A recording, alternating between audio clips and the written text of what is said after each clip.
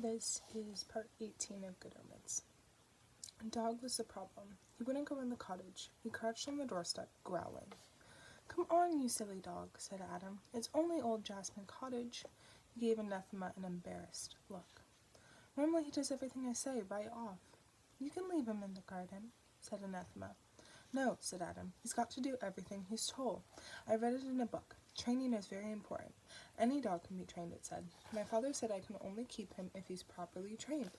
Now, dog, go inside." Dog whined and gave him a pleading look. His stubby tail thumped on the floor once or twice. His master's voice. With extreme reluctance, as if making progress in the teeth of a gale, he slunk over the doorstep. "There," said Adam proudly. "Good boy." And a little bit more of hell burned away. Anathema shut the door. There had always been a horseshoe over the door of Jasmine Cottage, ever since its first tenant centuries before. The Black Death was all the rage at the time, and he considered that he could use all the protection he could get.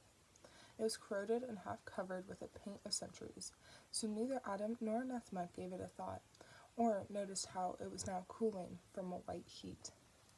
Aziraphale's cocoa was stone cold. The only sound in the room was the occasional turning of a page. Every now and again there was a rattling at the door when prospective customers of intimate books next door mistook the entrance. He ignored it. Occasionally he would very nearly swear. Anathema hadn't really made herself at home in the cottage. Most of her implements were piled up on the table. It looked interesting. It looked, in fact, as though a voodoo priest had just had the run of a scientific equipment store. "Brilliant," said Adam, prodding at it. "What's that thing with the 3 legs?" "It's a theodolite," said Anathema from the kitchen. "It's for tracking ley lines." "What are they?" said Adam. She told him. "Core," he said. "Are they?" "Yes." "All over the place?" "Yes." "I've never seen 'em. Amazing, there being all these invisible lines of force around me and not seeing 'em." Adam didn't often listen, but he spent the most enthralling 20 minutes of his life, or at least his life that day. No one in the young household so much as touched wood or threw salt over their shoulder. The only nod in the direction of the supernatural was a half-hearted pretense, when Adam had been younger, that Father Christmas came down the chimney. If Adam had been in full possession of his powers in those days, the young's Christmas would have been spoiled by the discovery of a dead fat man upside down in their central heating duct. He'd been starved of anything more occult than a harvest festival. Her words poured into his mind like water into a query of blotting paper. Dog lay under the table and growled. He was beginning to have serious doubts about himself. Anathema didn't only believe in ley lines, but in seals, whales, bicycles, rainforest, whole grain in loaves, recycled paper, white South Africans out of South Africa, and Americans out of practically everywhere down to and including Long Island. She didn't compartmentalize her beliefs. They were welded into one enormous, seamless belief, compared with which that held by Joan of Arc seemed a more idle notion. On any scale of mountain moving, it shifted at least 0.5 of an alp. It may be worth noting here that most human beings can raise more than 0.3 of an alp, 30 centalps. Adam believed things on a scale ranging from 2 to 15,640 Everests.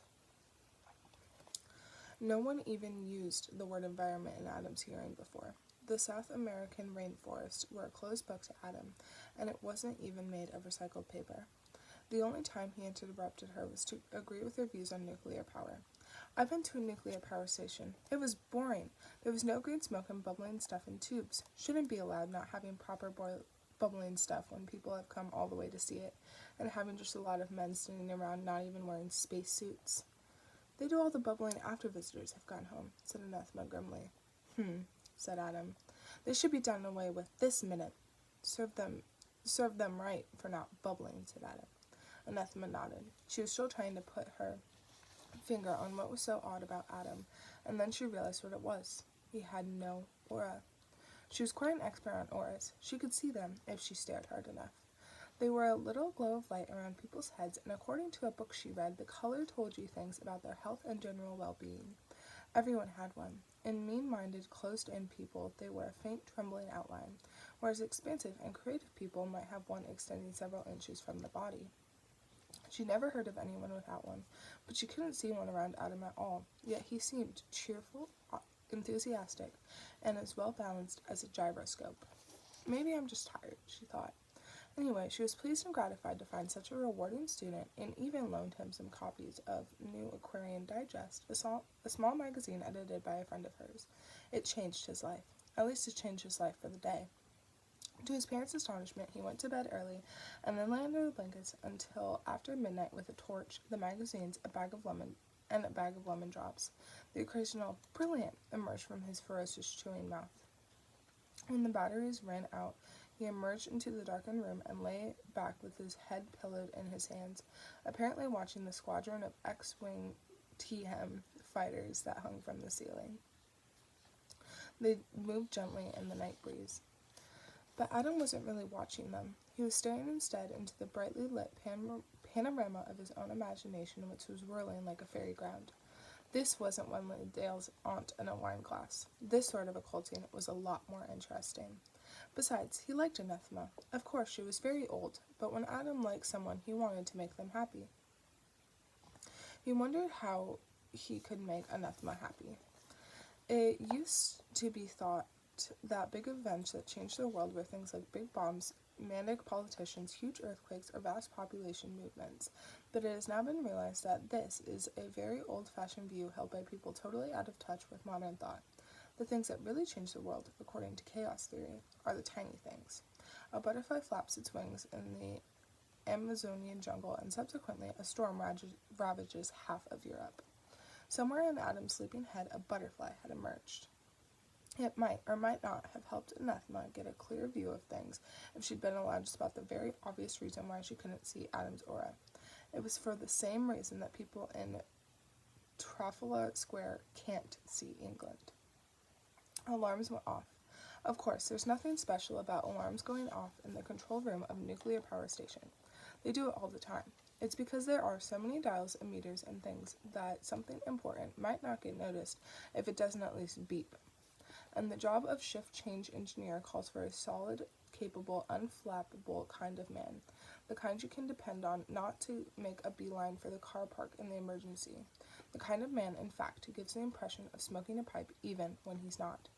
It was 3 a.m. in the control room of Turning Point Power Station, normally a nice quiet time when there is nothing much to do but fill in the log and listen to the distant roar of the turbines. Until now.